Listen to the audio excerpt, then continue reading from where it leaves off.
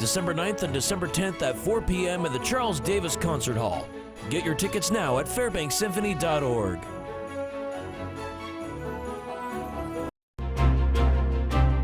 On our broadcast this morning, 2 people at UAF appear to have been drugged, prompting university officials to put out a warning.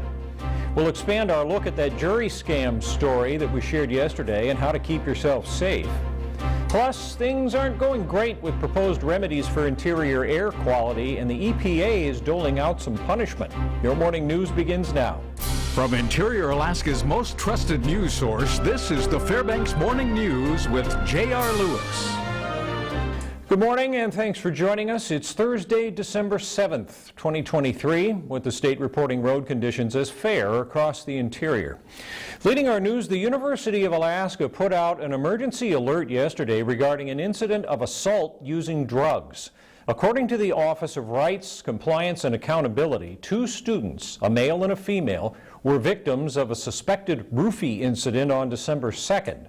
Roofie is a term referring to an intoxicating substance meant to sedate the consumer. Usually this is done using a benzodiazepine, which falls under Class 3 scheduled substances. This incident was reported to the Alaska State Troopers and is being investigated. UAF has put out a set of tips to help deal with these situations. They include removing yourself from a situation or getting help when you feel concerned about a possible threat, being alert and aware of your surroundings, and keeping safety in mind, which can include going out in groups. More details on that story we shared yesterday about the Alaska court system warning regarding a jury duty scam.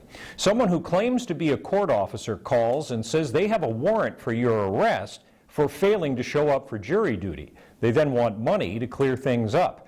As Lauren Maxwell reports, people who have gotten called say the scammers are pretty convincing. Before you take the juror's oath, I want to remind you how serious and important it is to be a member of a jury. It may be our civic duty to report for jury duty, but scammers are taking advantage. They're trying to shake out personal information, including financial information. They're threatening to come to your house with a warrant to arrest you. Anchorage District Court Judge Leslie Dixon says there are several red flags people should be aware of. For one, it's extremely unlikely that someone from the court would call you. Communication about jury duty is almost always by letter or email. And second, she says, no one gets arrested or is asked to pay when they don't show up. This is something the court system would not do.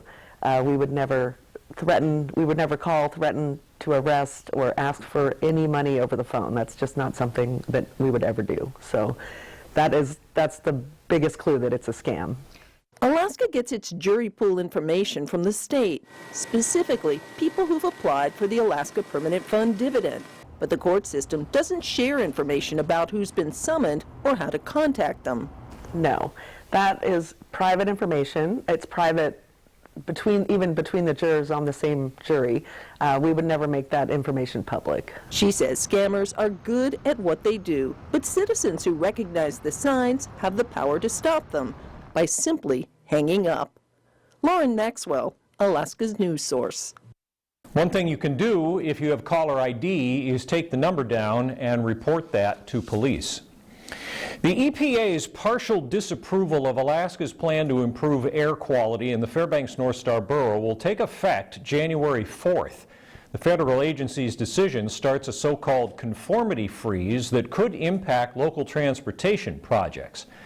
Current projections from the state anticipate the freeze will last for close to 2 years, which ties the hands of the Metropolitan Planning Organization for Fairbanks in a few ways.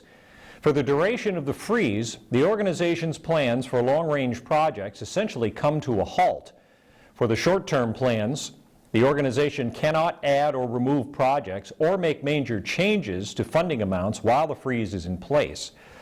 The Technical Committee for the Fairbanks Area Surface Transportation Planning met yesterday to discuss the matter. Among the restrictions, they think the inability to change funding amounts for projects could cause the most complications. One of the largest upcoming improvements, constructing an interchange at the Steese and Johansson intersection, might be crippled by the limitations. Budget projections have changed significantly, and that, they say, is the problem.